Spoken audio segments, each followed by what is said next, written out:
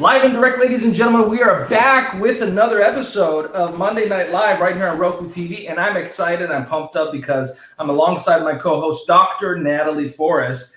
And Dr. Natalie, you know, you've written so many different books about leadership, about making an impact on the world. Of course, we're coming off the tail end of an event that you produced, which reached tens of thousands of people all over the world, where we were able to listen to scientists and doctors and speakers and notable individuals that are all in the women's empowerment space. And so understanding leadership is certainly your forte. And so, Natalie, when it comes to this week's subject matter, which is the art of relentlessness, in your point of view, how important is it to be relentless when it comes to leadership?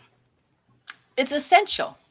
Because relentless means that you have a vision and that you are going to go forward in that vision. There might be side tours, there might be detours, there might be distractions, but you never ever lose sight of that. So therefore, relentlessness is a key aspect in leading your life your way and making your vision become a reality. You're the creator of your own destiny. That's absolutely true. And I'm excited because we have a real eclectic and powerful, dynamic group of guests that are our guests on this show. And I'm so excited. I can't wait to just bring them in one by one. I'm going to start off by bringing in Mr. Ori Spado, who many of you know is the two-time best-selling author of The Accidental Gangster. He's very much involved in the different things that this community does here at the LA Tribune. And Ori Spado is really a person that has truly defined redemption. And he's constantly giving back to the community, constantly serving. So I'm real interested in hearing his point of view when it comes to this incredible subject matter of relentlessness. And you cannot graduate from Harvard Medical School without being a little relentless. And of course, we have Dr. Adrian, who is a physician who graduated from Harvard Medical. And Dr. Adrian is also, and I want to point out, Dr. Natalie, that I'm excited because Dr. Adrian is also joining the Los Angeles Tribune team with a program of her own. So congratulations to Dr. Adrian. I'm very excited to have you on board. Speaking of people that have a show on this network, of course, we are joined with the legendary Rex Steven Sykes, who has his own program on this network, but today is going to play the role of a panelist. And of course, we're joined by the lovely Paula and the incredible Michelle, who we're going to learn so much more about in the next few minutes. And so I'm going to get the ball rolling with you, Rex. Rex, when it comes to relentlessness, I'm an interview. how important is that for any successful leader? I apologize. With the manager, Sally. Well, you know what? I think that Rex cannot hear us, so let's go ahead. I hear you. I don't know what. Can you hear me? Yes, we can hear you, Rex. Go ahead. The floor is yours, sir. Did you ask me? I thought you asked me. He pushed that question over to Sir Rex first, and then you're right up next after him. Oh, Rex goes first all the time. You're talking over me, Mr. Spado. You're talking over me. I'm coming to get you. We're going to go have some espresso. Okay. Oh, yeah. Well, I'm sorry, Mo. What was the question? And hello, everybody. Hello, all the viewers and all the people on the panel. I am so glad to be with all of you. You are such esteemed colleagues, and it's a thrill to be here. What was the question? Because I never got to hear it. Well, the question was, how important is relentlessness in leadership? I don't think you can be a leader without it. I think it's critical. I think it's crucial. I think it's one of the things that separates the leader from the follower, because the leader needs to be able to do and be an exemplar and an example and both lead from the front and the back. And if they aren't relentless in terms of their own discipline, their own approach, their own mindset, their own integrity, and the way that they operate in the world, they have no right to ask anybody to do anything else. And so relentless, they need to be relentless in order to ensure that what they're asking others to do, that they are willing to do, and that they can demonstrate that they carry that out. And without that, there is no leadership. There are people who take, for example, we have lots of, and I'm going to quit with this, but there are a lot of people who take the role of so-called leaders, and they're not leaders. And it's very sad. And a lot of our politicians are representatives, and they call themselves leaders, but they're not supposed to lead. They're supposed to represent. And so there's a big difference between being a leader and being a representative or being a follower. And with that, I pass the mic. Well, with that one, I guess, Ori Spado, the accidental, I'm not going to do Michelle. I talked with Michelle earlier. The accidental gangster. What do you think about relentlessness? Rex just told us that, there's a difference between leaders who have to be relentless and others who claim to be leaders but are not. What is your experience when it comes to being relentless? Well, I think if you look up the definition of relentless in the dictionary, you'll see the name Ori Spado. And I'm not bragging, but since I've been 12 years old, I don't stop until I reach my goals. Mm-hmm. Okay? I continuously fight for the rights of what I believe in. Mm-hmm. When I take on a project, you can know it's going to get finished. I'm going to do it. And I never, ever ask, I lead. Because whether I was on the streets as a gangster or while I was motivating salespeople in business, I never, ever asked anybody to do anything that I did not do. Mm-hmm. Always lead from the front. But, I don't think leadership and relentless goes together. Okay? Relentless is what you want to do, and in order to achieve something, you got to be persistent. You got to keep going. Okay? I wake up in the morning and my coffee, I'm drinking what my goal is. I'm relentless about it. It's like I've been relentless about HR 2668. All right? And I've been leading the coalition on that. I made a lot of headway. I made a lot of noise. Okay? In Congress, and the judges' chambers, I'm well known. But I make sure I get my name out there. I make sure they know who the hell I am. And I make sure they know what I'm fighting for. Mm-hmm. It could be for any kind of cause. It might be, all right, direct cycles, Dr. Laura, some money. Okay? And I have to get that money. Okay? And I'm going to get it. I'll be relentless until I get it. But no matter what it is, I'm relentless. I'm 76 years old, and I'm very active to this day.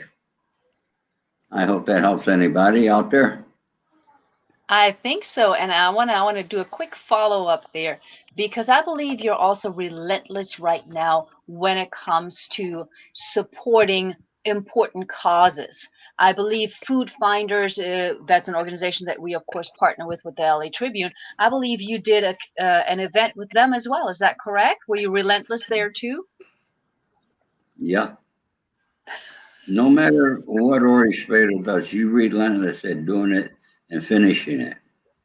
But it takes sacrifices to do it. Sometimes I got to sacrifice maybe going out and have a little fun, okay, which is not a problem for me. I do that often. And anything you want to do, you got to be successful at it. And there's going to be sacrifices in what you do to accomplish your goals. Mm-hmm. And you got to be able to accept that and continue. Absolutely. Absolutely. And when you're saying, you got to be relentless in your goals, of course, that leads me to Dr. Lara, a doctor, Harvard. I've been through studies, and, mm-hmm. I always say I was like a dog with a bone, just not letting go. I believe it's a different ballgame when we're talking medical school and Harvard University. How important is it for you, Dr. Lara, when it comes to relentlessness? Is that part of everyday life? Is that part that you can turn off, can turn on? What does that mean to you? Well, Natalie, first of all, I appreciate going forth, because some of the words that were used before were the ones I'm going to glean from. Things like persistence, things like essential, things like unstoppable. That's what relentless is. When you're a physician, you have to actually, they talk about emotional intelligence and seeing the light at the end of the tunnel. That's what persistence or relentless is. You see the light at the end of the tunnel, and you see it so passionately and so clearly as a goal that it doesn't matter how hard the work is to get there. It doesn't matter what mountains you have to climb. If you have your goal set, you're going to be relentless, which means unstoppable. I don't accept failure. No is not a response, and I never say I can't. So relentless is, again, it's essential. It's persistent. Relentless people are motivated from within. And that's what makes them leaders.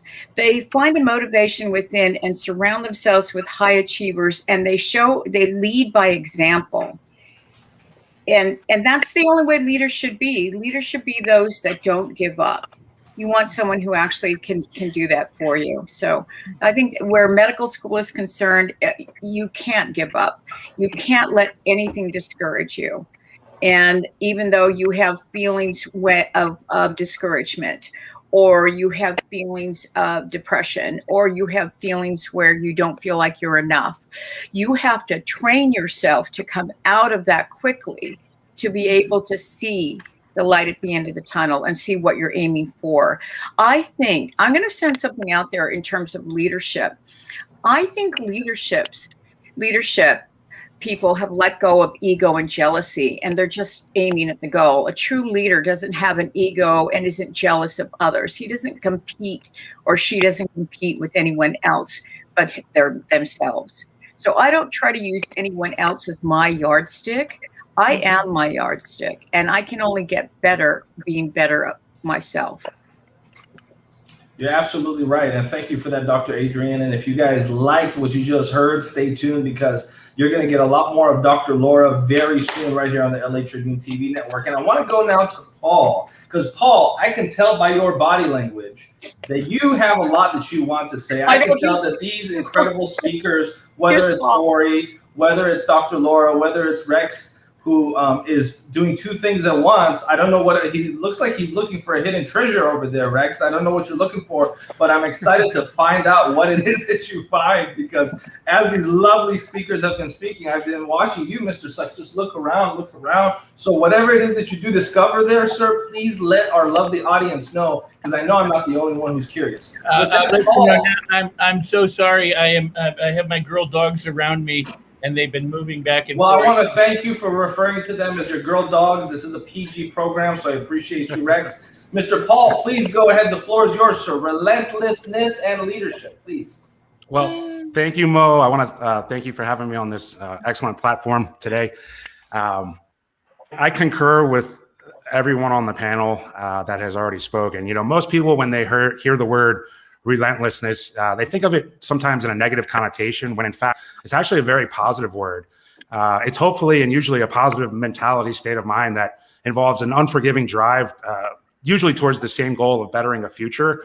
And I like to think of it as, you know, it's what kind of separates the men from the boys, if you will, or the chiefs from the Indians, and that they have this burning desire inside of them, no matter the circumstances, you know, to overcome any and all objectives at any to better themselves or others.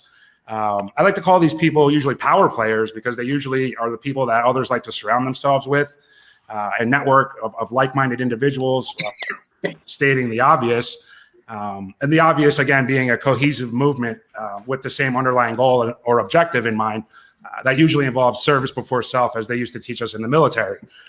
For example, I tell my students in my online masterclass called tradingcryptosecrets.com that they must be relentless and not letting emotions get in the way of any trades. You know, as soon as that happens and they astray from the original stop loss plan of any trade going in the wrong direction, it's never a good ending. And this is why, unfortunately, 95% of fail. You know, it's like watching a dog go chasing its tail in circles. It's real hard-earned monies that are involved, and it's even worse. So, yeah. That's my 2 cents on relentlessness. I appreciate you, Paul, and we're going to circle back to you more. And of course, when it comes to this program, I always have a saying to save the best for last, and we certainly did that with Michelle McClain. I don't know if she's related to the John McClain that is famous from that incident that happened in Los Angeles in the late 80s at I believe it was the Nakatomi Tower. I don't know. But we're not going to talk about that here today. We're going to talk about relentless leadership, because one thing that I know about Michelle is that she's transformed a lot of lives. You know, you guys have heard me say, whether it's mentally, physically, relationally, financially, or spiritually. All 5 of these categories of life go hand in hand. If you don't have a good physical life, how can you think that that won't affect your relationships? How can you think that that won't affect your finances? How can you think that that won't affect whatever a spiritual connection means to you? Have you tried meditating with a stomach ache? It's very difficult.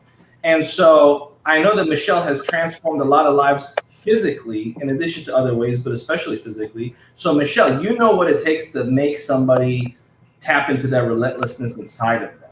So talk a little bit about your process. How do you bring that relentlessness out of people? Please, the floor is yours.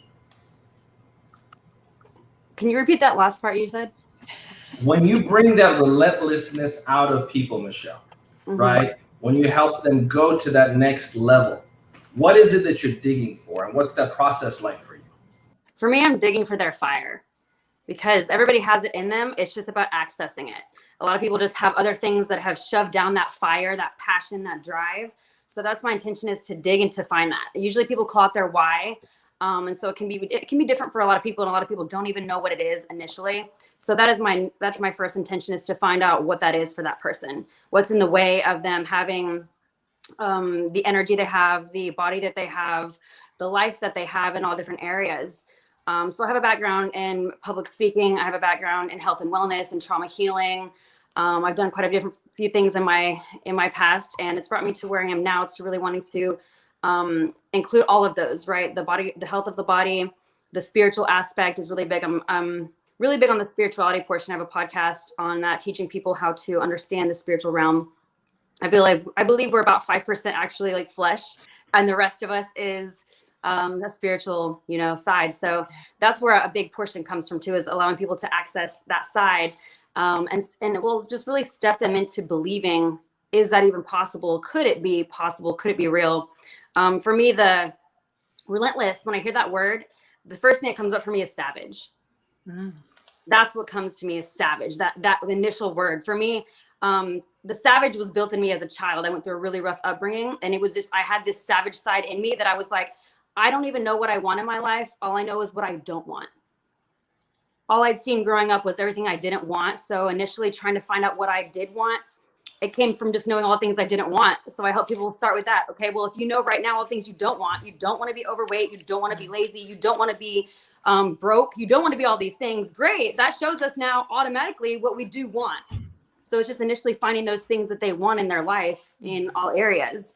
And then, okay, well, so what's been in the way? What's been the lack? Because we want to start to diminish the lack in all different areas of life. So like I said, savage, that's the word that comes to mind, is savageness, and getting to the root of that. Laura, did you want to say something? Oh, I thought you were raising your hand. No. I absolutely agree, and I love that, Michelle, and I love how you're identifying with that word savage. And any fan of mythology and Joseph Campbell would say that, become friends with that inner demon, and embrace that inner demon. And those that are students of Carl Jung know about shadow work and about embracing that inner demon, or as Michelle likes to put it, that's savage. So what say you, Rex, when it comes to this idea of becoming allied with that inner demon, or that savage, or what Carl Jung would refer to as doing that shadow work, which is what Michelle McLean is alluding to? Rex, what say you? Well, I think Jung was full of crap, and I don't think there's much to do with the shadow. I think it's just an interpretation that he put on things. Like Freud said, there's an ego and an id. There's no ego and an id. That's just the way we talk about stuff. There are aspects of us that seem contrary to what we consciously want, but the brain, the subconscious mind, only can serve. It can only move forward. It can only be positive. It doesn't sabotage. It doesn't go out of its way. It doesn't judge. It has no care one way or the other. It just is a set of neurological, electrical processes that are conditioned by neurological firing and wiring together. And we personify it. And we say there's a shadow, or we say it's sabotage, or we say it does this or it does that. It doesn't.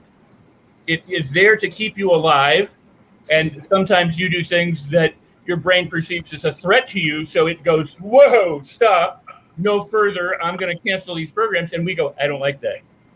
Or when we try something new and we step out of our comfort zone, the brain goes, oh, this isn't the program that I learned.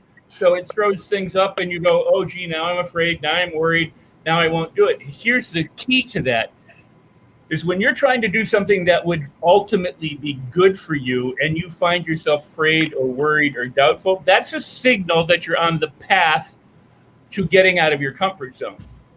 We take it as, oh no, I can't do it, but it's actually, hey, go for it, go for it. You're reaching the boundaries of your comfort, and if you go a step further, you'll be on the other side.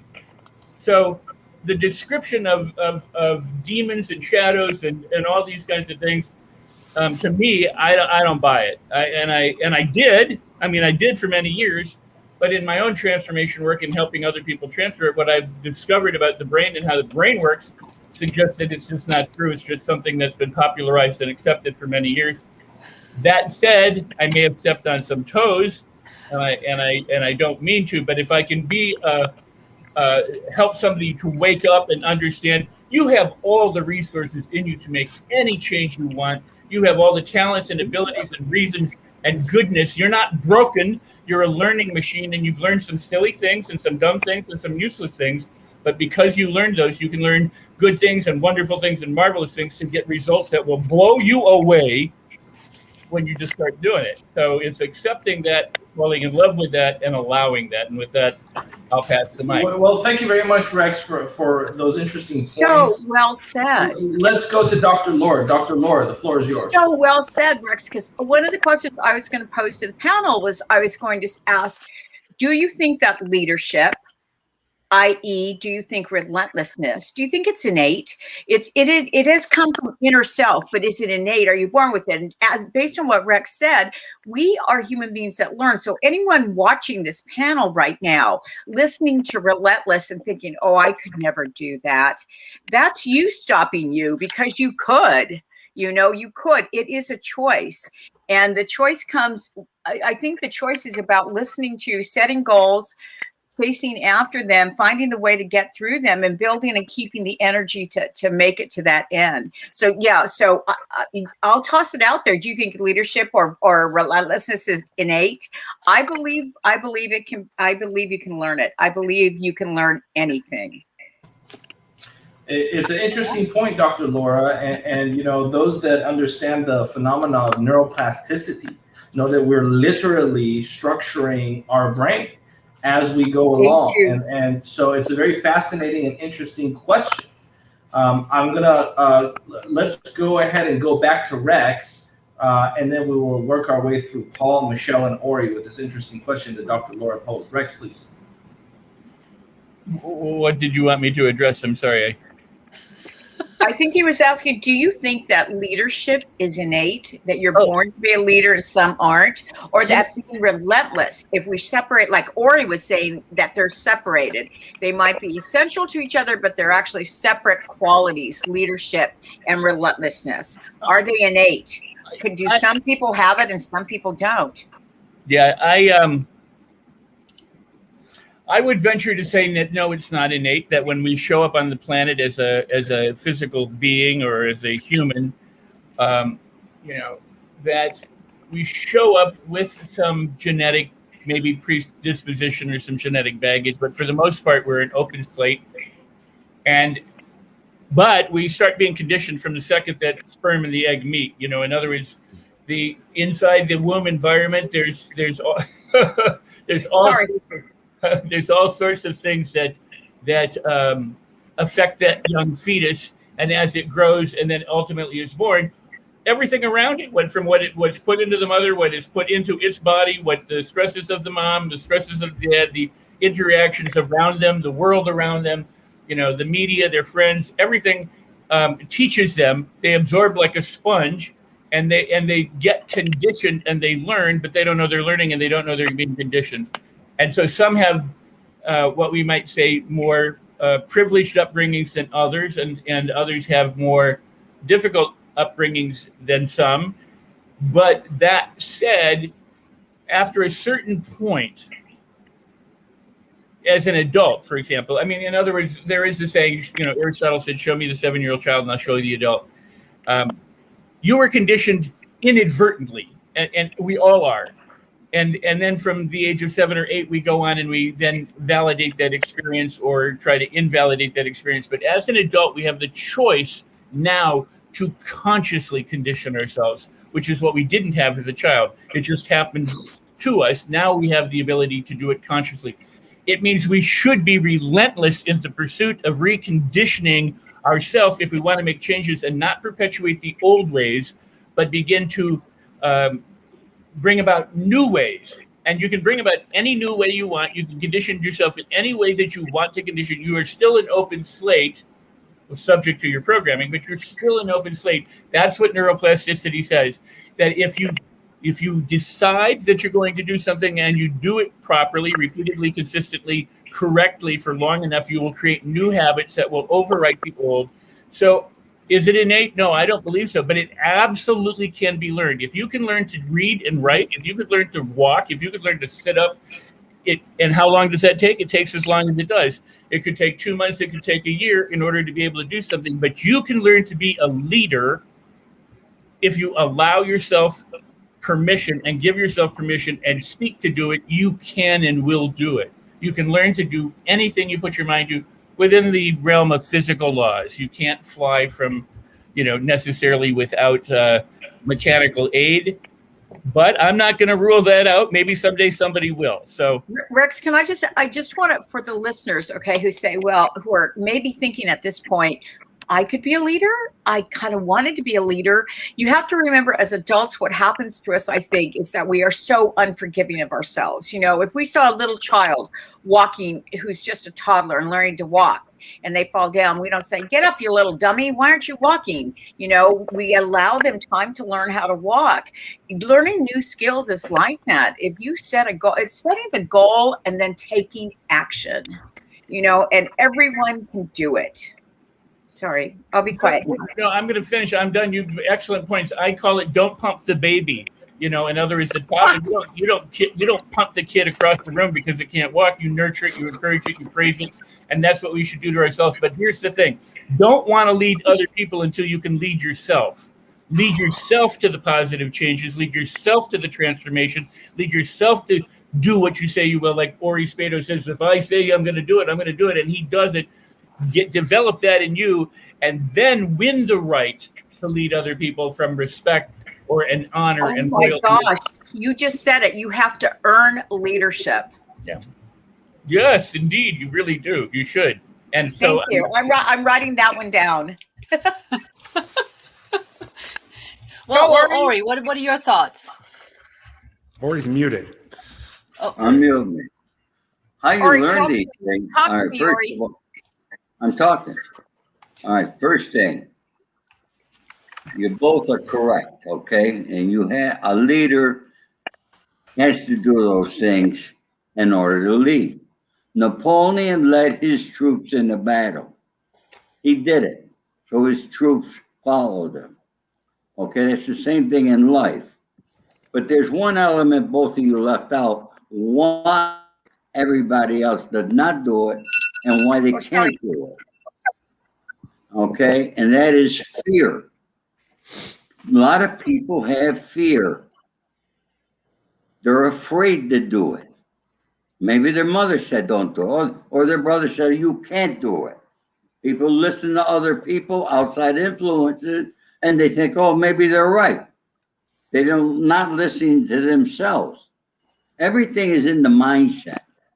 Every freaking thing you do, there's nothing. The day the FBI with 28 agents walked in, put the cuffs on me, my mind changed. It changed instantly. Okay, now I'm going to prison. Okay? And my mind changed. For 5 years I was in prison. When I got out, my mind changed again. I'm out. But that's how powerful the mind is. Anybody can do anything. Now, for me, I don't know why. Maybe I'm just a freaking moron. I don't have any fear of anything. Not any man that's alive, not anything at all. I'm not afraid of death because I know it's going to come. It's going to happen to every one of us. So everybody out there that's listening, don't have any fear. The worst that could happen is you fail. And if you fail, then you're on your way to success. It's kind of simple if you put it down in basic terms. But people, they want to get the mind. I seen people in clubhouse rooms. Mindset, mindset, mindset. They think they got it. But, you know, look at those clubhouse rooms and you will see those people in there for 24 hours a day. Why? Why aren't they using what they're learning and going out and applying it? People hire coaches. People hire all sorts of people to help them benefit, but they never do it. Why? They're afraid. So fear, I feel, is the number one attribute why most people will not. Yes, a leader has got to be respected. He's got to lead from the front, and a leader has got to lead by example.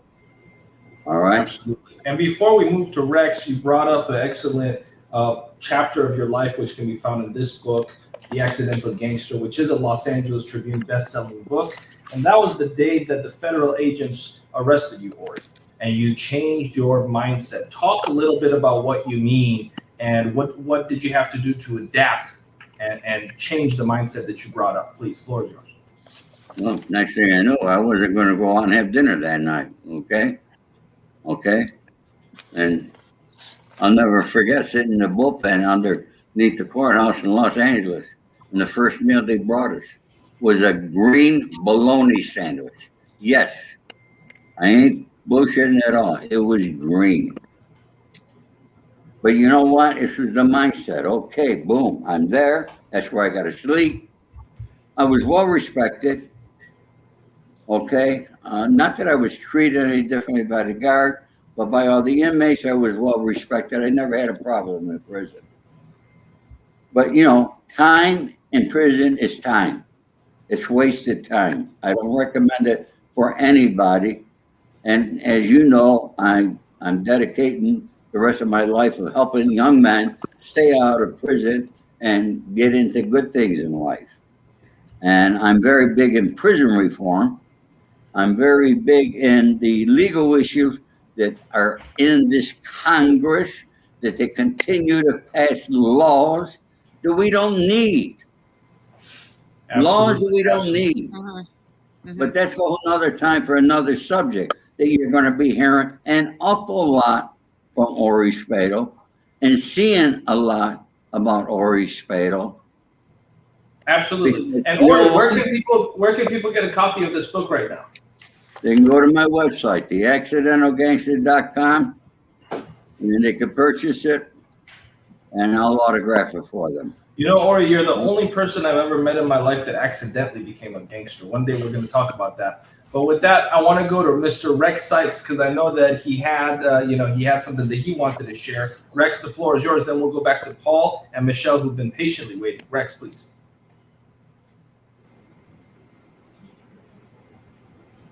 Well, I think that,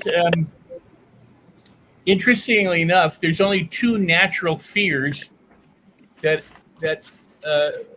people are born with, and that is the fear of falling and the fear of a loud noise. So a car backfires to be, or like fireworks can really freak out a lot of people, especially, veterans and animals. But those are the only two naturally occurring fears apparently in human beings. The rest are all learned. They're acquired from the people from growing up and being conditioned. So, you hear these things like, what is it? Fear is false evidence appearing real. Well, let's say that is exactly what it is. I have for over 40 years asked what stops most people. Ori, you're going to love this. What is it that stops most people? A thought, a little tiny mental packet of energy is what stops most people. They go, I can't do that, and then they don't. Or it's not possible, and so they don't. Or I'm afraid something will happen, and then they don't. Or if I do that, there'll be repercussions, and so they don't. It's a thought. It's not a human being. It's not a tank. It's not some monster preventing them. It's what's going on between their ears and what they think or perceive the outcome or the reality is. And they can be retrained. They can learn that those fears are not real. They're a hallucination. They're imaginary. They're habits. They're mental habits that they may have held for many, many years. But they can learn, and they can do it gently. You don't have to pump the baby out, right? You just learn how to overcome those thoughts and those fears. And one of the ways you do that is just by learning how to feel good more of the time. And being it's not just positive, because Tony Robbins will say positive thinking is there are no weeds, there are no weeds, there are no weeds. And that is not positive thinking. Positive thinking is saying, I can weed my garden and make it look beautiful no matter what, because I'm the kind of person who can do that. Because I know how to weed. And if I don't know how to weed, I can find somebody and hire somebody who can weed my garden. But gosh darn it, I'm going to get it done. That's positive thinking. It's knowing you can do something and then doing it. It's not letting your thoughts stop you, but letting them propel you forward. Unless, of course, it's something stupid. Then it should stop you. So if you decide that you want to fly, instead of jumping off a roof to prove it, take off from the curb. See if you can fly up. And if you can do that, more power to you. I want to learn how. I'm not talking about flying. I'm talking about the realities of life. Oh, absolutely. Okay. Absolutely. I'm just saying that people do silly things. Okay, the realities of life. All right, you're sitting down right now in your home. Bang! You heard a gun go off right past your ear. What do? Are you fearful of that? Is that going to be a moment of fear? I can't hear you. If you're asking me personally, I probably would be startled. That's the only natural fear that there is, other than the fear of falling, is the sound of I don't think that's a fear. Startled is the word. Yeah. Okay. All right. If I heard a big bang, I'm startled. Yeah. Okay. But I'm not fearful. There's a difference. You said fearful before. Remember? What, in answering your question? The two things of fear you said. Okay. According to research, Gary, according to research, go ahead. You said a loud noise. You said a loud noise and fear of falling. Fear of falling. Okay. I think that's more being startled than a fear. I don't disagree with you. I'm just telling you what researchers say are the two natural occurring fears in humans: the fear of a loud noise or falling. But if it startles you, you don't have to be afraid. Interesting conversation you gentlemen are having. I want to keep the ball moving. Let's go now to Paul, who's been patiently waiting. Paul, I would love to hear your thoughts on this conversation and dialogue and where you're at with it. Please, the floor is yours. Sure. Yeah, and I agree wholly with everybody, especially Ori and Rex there. I have been torn between whether or not we're born with these attributes or not for some time now. And I say that because I've had and operated different businesses and construction prior to what I'm currently doing. And, people don't necessarily walk the walk, but they'll talk the talk sometimes. And you try to put somebody into, say, a managerial position, and it doesn't work out. And unfortunately, some people just, they for whatever reason thought it would come easier to them, or wanted to take the easy road with things when they didn't have integrity, when they should have done things in a different direction. It's that old adage: you can lead them to water, but you can't make them drink, right? Like the horse adage. So therein lies still my and I'm back to like Ori and Rex were saying from the beginning, when we're born. Coming out of the fetus, we're all equal. Yes, maybe there are some genetical things that come into play with, our presentations with people and the way that people perceive us in terms of power and listening to us as in terms of leadership are concerned. But the more books I read and the more influencing I do on myself, and again, it's all mindset. And the more you better your mind and yourself, the more you are able to empower others, which therefore will, in turn create this everlasting motion of creativity and cohesiveness. So I feel like, it's all in the mindset, totally 100%. It's all in our mindset.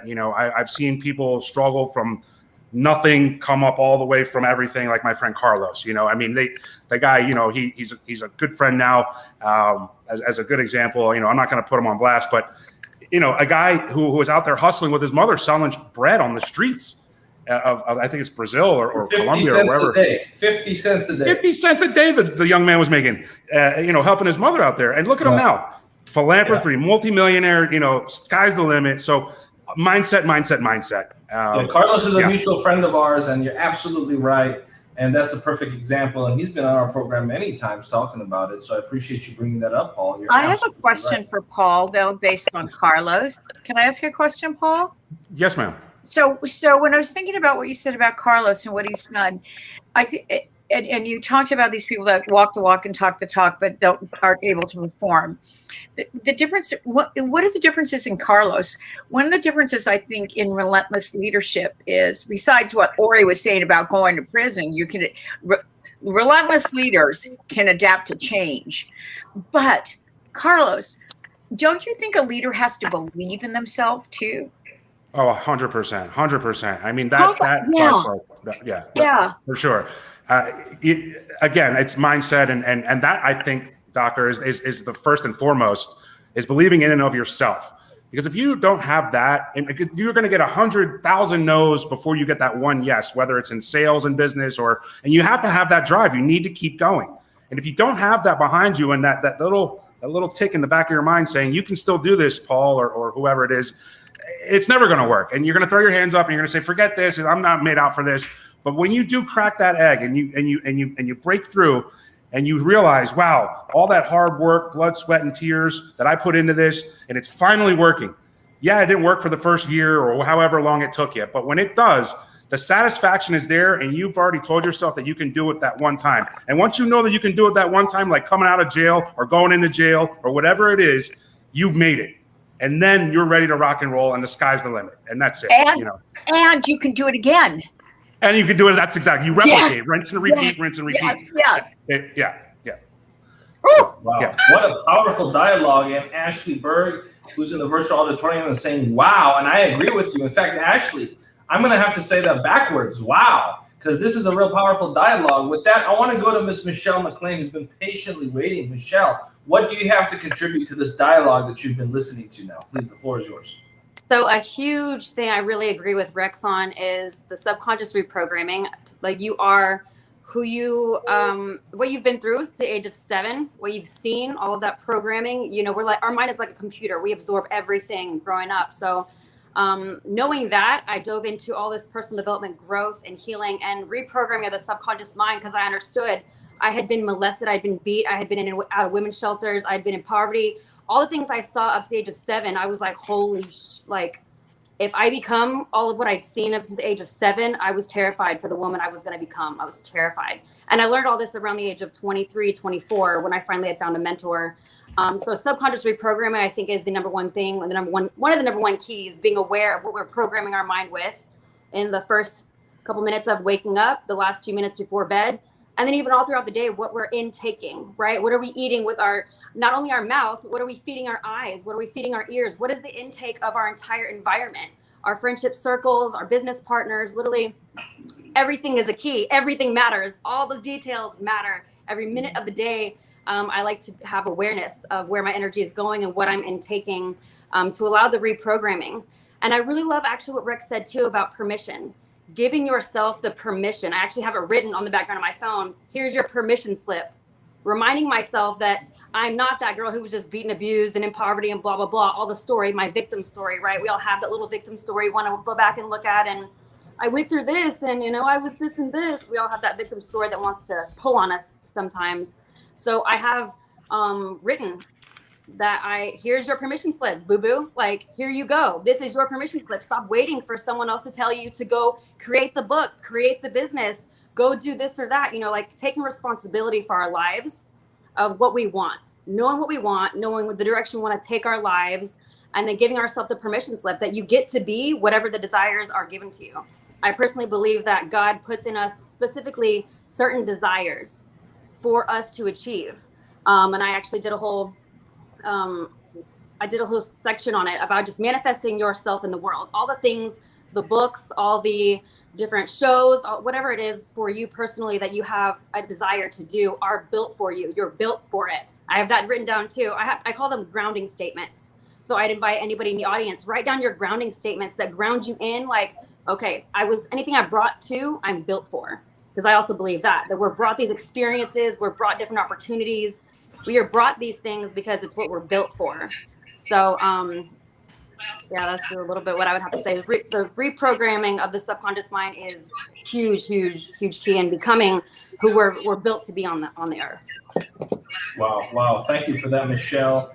And so many powerful gems. And as always, I recommend the folks watching this rewatch it, watch it again, because there's so much condensed power between all of these remarkable leaders. Ori, I don't know if you've been paying attention, Mr. Ori Spado, would love to go back to you. And ladies and gentlemen, we are actually at the point now where we're going to give each of our lovely speakers here some time to give their closing thoughts. Believe it or not, time flies when we're having fun. So we're going to give the floor to each individual to speak their closing thoughts. Before we do that, though, we're going to watch a quick 1-minute video, give the folks here an opportunity to stretch and take a sip of water. And we'll be back in 1 minute with closing thoughts from our lovely leaders.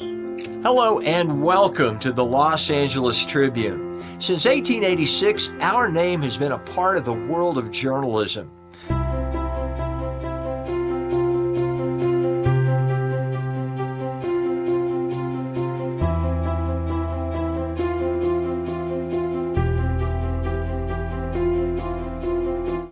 We have earned a reputation for being a publication that practices integrity, authenticity, and responsibility.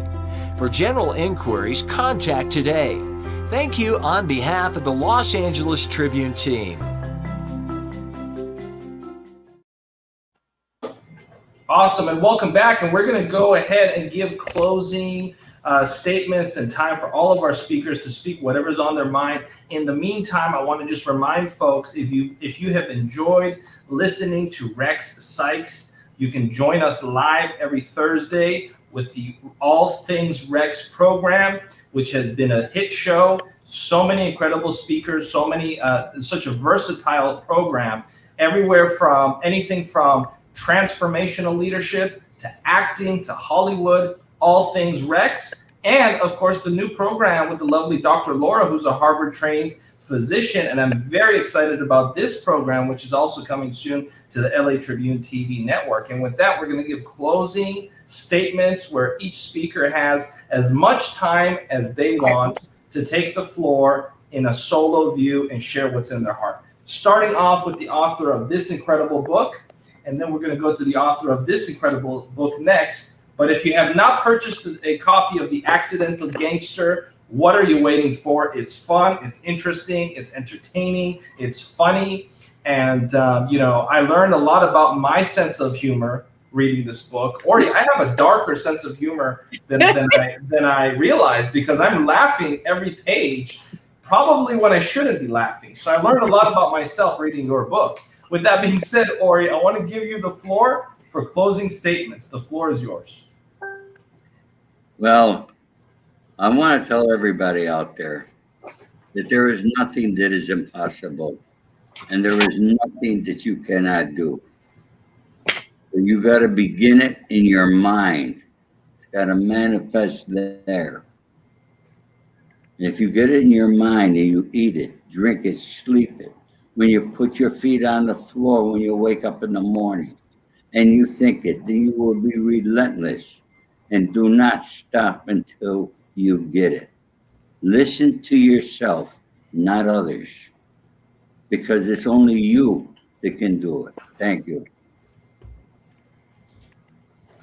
Thank you for that, Ori Spado. And up next, we're going to give the closing floor to the incredible Rex Steven Sykes. And he's the only person in Wisconsin wearing a Hawaiian shirt, but that's just who Rex is. Rex is a versatile man. Rex is the definition of versatility, which is why we get along so well. Mr. Rex Steven Sykes, the floor is yours. And you are actually on mute, but I can tell by your animated statement that whatever you said was exciting, but we don't know what you said. Go ahead. You're supposed to read my lips. I said I am the oldest man on the planet, but I look so good. Yay! Listen, I love Ori Spado and I love his book. And so you ought to, if you're watching the show and you haven't got his book yet, you owe it to yourself to get his book, because it's not only his story and his history of what he did and how he transformed, but it is inspiring, and you will learn a lot about yourself as well. So you're absolutely right, Mo. I just want to add, to see the power of the mind, folks. You know, Okay. Ori, what's See remarkable what's about in it? you. See, wait, hold up. Let me finish. See how strong the power of the mind is? Rex really thinks he's the best looking guy on earth. That's how powerful the mind is. Well, also, what's incredible, Ori, is in the history of the show, you're the first person to have interrupted a full screen for another speaker. I want to congratulate you, Ori. You've made Los Angeles Tribune history, because you don't care. You will say what's on your mind. But thank you for reminding us to mute the people that are not on the full screen. I appreciate that, Mr. Ori. The people in the back channels will take note of that. Mr. Rex Steven Sykes, the floor is yours. I was born for this moment. I swear to God, this happened to eons ago. Ori interrupted me. It's a blessing on the planet. It truly, I mean, how often does that happen? But it happened, and I'm, like, all right. All right, so here's the thing.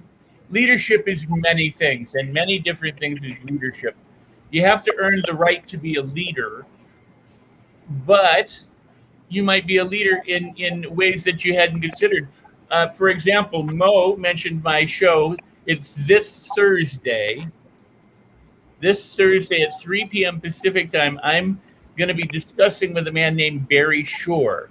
Barry Shore lived a remarkable life and woke up one day to discover, or actually at the end of the day, discovered he was now a quadriplegic, and spent that for like 4 years, in and out of hospital beds, unable to turn over. And what he did is he is now the ambassador of joy. So you could be a leader of joy. You could be a leader of serenity. You can be a leader of peace. You could be a leader of all sorts of things. We tend to think of our leaders as military leaders or political leaders or religious leaders, but you can be a leader of children, like the Pied Piper. You can inspire people. You can help them to wake up to themselves. We say there are thought leaders. You can be a dance leader. You can be a song leader. You can do anything in life that you decide to. And Ori is absolutely right. It does begin with a thought. And what I've done for 40 years is teach people how to manage their mindset, to initiate the thoughts that make them winners, and then to maintain that and to have the feelings that accompany those positive thoughts, so that you feel good and you feel joy, and you do believe you're the best looking guy on the planet at my age. And you get the results that you want to get, because your mindset is unstoppable, unshakable, and powerfully and permanently positive. So that whatever comes your way, you find a way over it, around it, through it, and you just let it dissolve. You don't have to smash things. You don't need a bazooka for a gnat or a fly. You can do things in miraculously wonderful and easy ways. So with that said, discover your ability to lead yourself into positive changes, and then find your way of how you would like to lead others in life. And that could be to lead them to other resources. It doesn't have to be to lead them in a movement. All right. So with that, I'm Rex, and I thank you for mentioning the book, Life on Your Terms. And I'm giving away a free training to anybody who buys the book. You can get an absolutely free training on mastery and how to, and the very things we're talking about, how to learn to do it, you can do it. So with that, And I want to point out that free training that comes with everybody that buys this book at its retail value is valued at $500. So if you buy a book for, I think it's around $20, you get a $500 course for free. So I would take Mr. Rex up on that while the opportunity exists. And I heard Michelle speak a few days ago on a podcast talking about benefits of certain different herbs. So I went and I got myself a gallon of herbal aloe concentrate, Michelle. I don't know what to do with this, but you recommended it, and so I'm excited to find out what to do with this. But with that, Michelle, I want to give you the floor to hear closing thoughts from you, please. The floor is yours.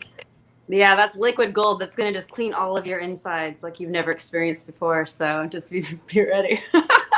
So I love what Rex had to say, especially about leading yourself. I do believe that it's about leading yourself first. and leading your own life, right? A lot of times we get led by what other people want for our lives.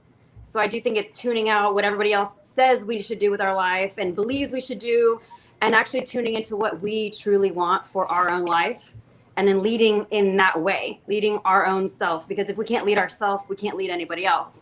So yeah, that's one of the ways I like to lead is with help, like Mo showed, but also discovering what you want in all areas, because it's impossible to hit a target that you don't have, right? You're just shooting everywhere because you're not really sure what exactly you want. So it's just, the flames are just going everywhere and we eventually burn ourselves out. So very, very, essential to really figure out exactly what we want to the T, and then obsess over that, like obsess over it, watch the videos, listen to the podcasts, really engulfing the mind with the visions of it for yourself. What does it look like? What does it feel like? Really just fully embodying the how does it look? How does it feel to be in that home, to have that marriage, to do the thing, really feeling what it feels like to be fully present with that.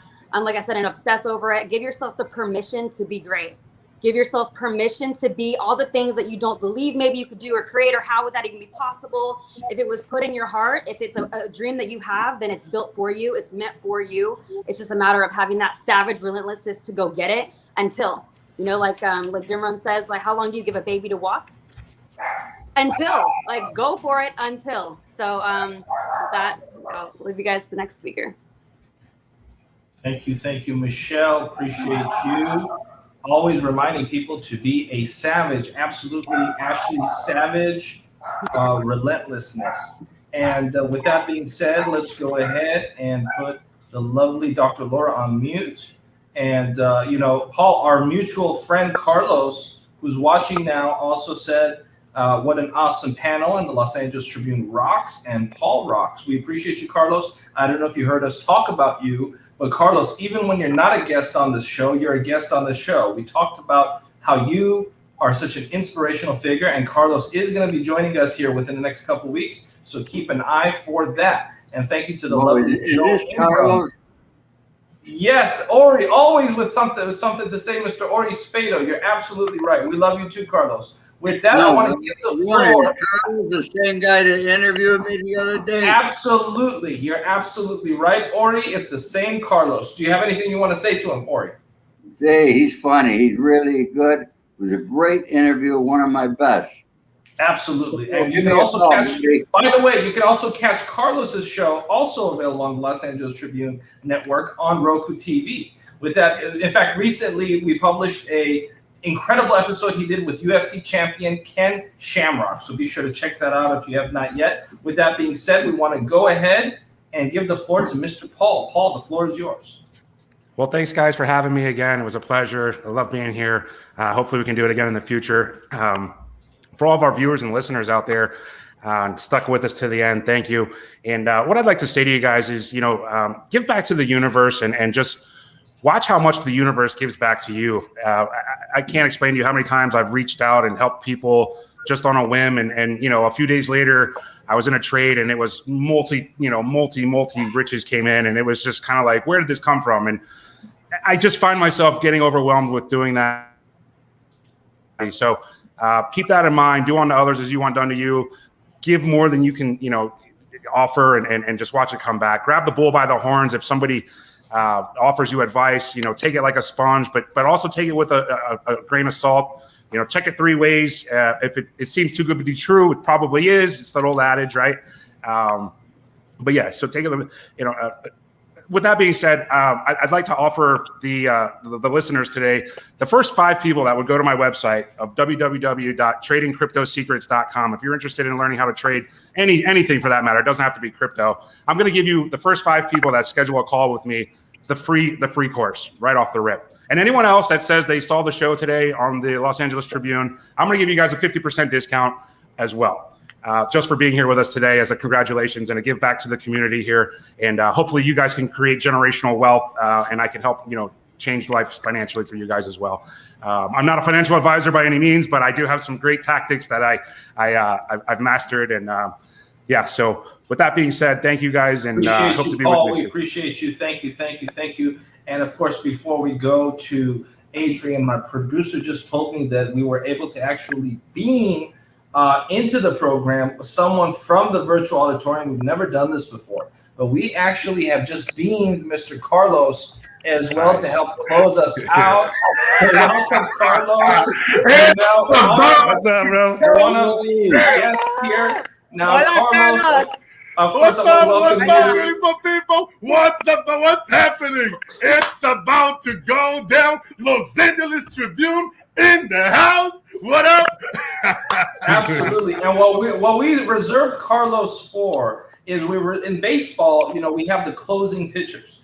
And so Carlos is here to close the game out. So Carlos, bear with us. We're going to go to Dr. Laura, and then we're going to give you the floor to help close us out. Before we do that, want to also remind folks that the lovely Dr. Natalie Forrest, who's working behind the scenes, also has her own solo program coming very soon. So as you can see, we have a whole host and a whole myriad of original programming coming your way right here at the LA Tribune TV network. With that, Dr. Laura, the floor is yours for closing thoughts. How do I follow Carlos? Listen, I think I'm going to just kind of pull everything together of what everyone said.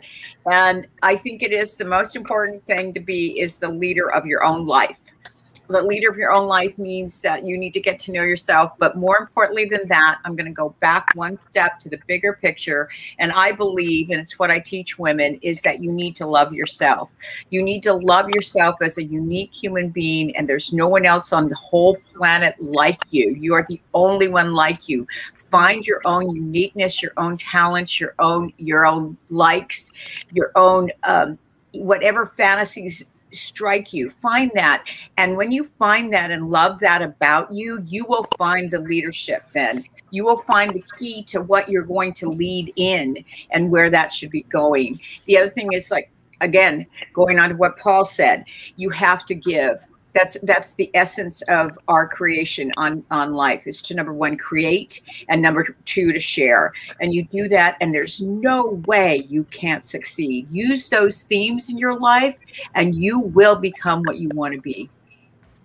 Incredible, incredible, incredible. Appreciate you, Dr. Laura. And I know Dr. Natalie is also probably going to swing back in momentarily to help close out the program. But until she comes back in, I want to take a second and say, wow, look at the jam-packed value that we have on this panel, and all of these leaders are here pouring their heart, pouring their soul into this community here. This is an exclusive Los Angeles Tribune. Nowhere else are you going to get the accidental gangster and Rex Sykes and a Harvard-trained physician and Mr. Paul and Carlos, the author of Work Like an Immigrant, and the incredible Michelle McLean, who, by the way, if you're looking for any herbal aloe concentrate, she's the person to go to, and Dr. Natalie Forrest. I mean, this is such a unique and eclectic group of leaders, and that's what we're all about here, is we're redefining the way you look at traditional media. With that, I'm going to give you the floor, Mr. Carlos. We beamed you up from the virtual auditorium. This is very spontaneous and impromptu, but we want to hear from you to help close out the show. Carlos, we're talking about being relentless. What can you share with our audience to be more relentless? The floor is yours. Oh, my friend, it's such an honor to be here. This is like the Apostles / Avengers stable. All my favorite people in the world. And that's what happens. When you become a person of value, gives more value than what you take. Rex, always killing it. Natalie Forrest, an amazing human being, mother, entrepreneur. Mo, I don't even have words for you. Ori, my friend, please don't kill me. Amazing. A dream. Awesome. Nice to meet you now. Same to you, Michelle, my brother Paul Carso in the house. Check it out, my brother Paul. And here's my message, beautiful people. I literally just left my studio. Not really. I am in the studio. I was in another show right now, which was the Carlos Inspire show with an amazing interview. And it's about giving more than what you take. Because we only know love because we experience hate. My father died in a car explosion. I was a baby. My stepfather was murdered. I was tortured as a little boy. I seen things that no kids should have to see in their entire lives. I couldn't go to the dark side. I couldn't become evil and go kill people and rob people and do bad things growing up in Brazil. It was very dangerous growing up there. But instead of ending my life, instead of allowing what is wrong, which is always available, so what is right, God downloaded into me a powerful message to be relentless, which is your future doesn't have to equal your past unless you carry on the stories with you. Say it again, Brother Carlos. Your future doesn't have to equal your past unless you carry on the stories with you. If you are going through something difficult, my friend, I want you to go deep. And that thing that you hate eventually is going to become into love. That mess of yours will become your message. A lot of people want to go to heaven, but nobody wants to die. You must to go through the test before you get to the testimonial. Say it again. Don't say it. You must to go through the test before you go to the testimonial. When opportunities doesn't knock, guess what we are doing right now? You build it, baby. If opportunity doesn't knock, you build a damn door. If you are starting out, what are we doing here right now? Start your show. Start your podcast. Be consistent every week. Get in the game. Tell your clients how we were trained to watch TV and cartoons. Every week at that time, we always knew it. You do the same. You are HBO. You are Showtime. You are the Los Angeles Tribune. You are Carlos Inspire Show. We are one. You must to start. Educate to dominate. Be a person of value. Give more than what you are taking. Invite people to come in your show and interview them.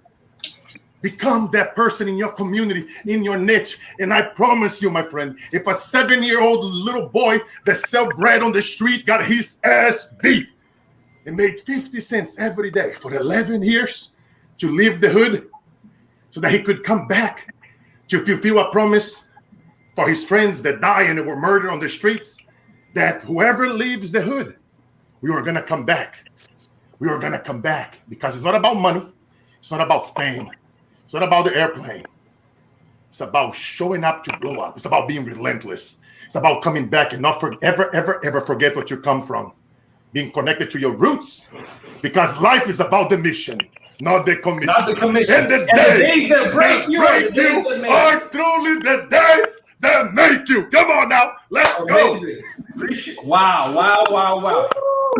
And you know, if only I had somebody here that was maybe a German PhD with the analytical mind, I could bring them to the table so they could counterbalance all of that energy and bring a little bit of, we do have one. Dr. Natalie Forrest. Let's close out with you and go from Carlos to Natalie before we officially close out the show. Dr. Natalie, please, what are your thoughts on this week's show? You know, analytically speaking, this is really not fair. Okay, just pointing that out right now. But let me put it this way. Carlos, Dr. Laura, Ori, Paul, Michelle, Rex, we were all talking about being. We were talking about leading. We're talking about what we have to give. In the end, the essence of why we're here is to be ourselves. That means we have to know ourselves. That means we have to love ourselves. And that means, as Carlos was pointing out so nicely, give more than you take. That includes yourself. Give more to yourself than you take from yourselves. And when you do that, you get to know yourself. And then we can use Mr. Rex Sykes, who is talking about the fact that it all depends on your will. If you have the will, if you're relentless, if you're a savage, then you can achieve anything that you want. There may be some physical limitations, but in the end, it's all in your mind. And that goes to mindset, which I personally like to more precisely actually call mind flex. So if we're flexing our minds, we can achieve what we want to be, and we all just have to be limitless. Yeah. And that's my analytical. Thank you. Wow, thank you for that, Dr. Natalie Forrest. You are truly a remarkable human being. Congratulations, by the way, on doing such a wonderful job executive producing this event. And if you did not catch this event, you can watch elements of it live on a Roku TV channel starting this week, where you can catch Marie Diamond, New York Times bestseller from The Secret, Sharon Lecter, Rich Dad Poor Dad, Forbes Riley, Dane Cordova, so many more. So congratulations on that once again. And with that, ladies and gentlemen, I want to thank the wonderful panelists here. I want to thank everyone in the virtual auditorium and all of our friends at Roku TV for helping make this possible. This has been a production of Los Angeles Tribune TV Network. Until next time, remember to keep the faith. Thank you. Bye.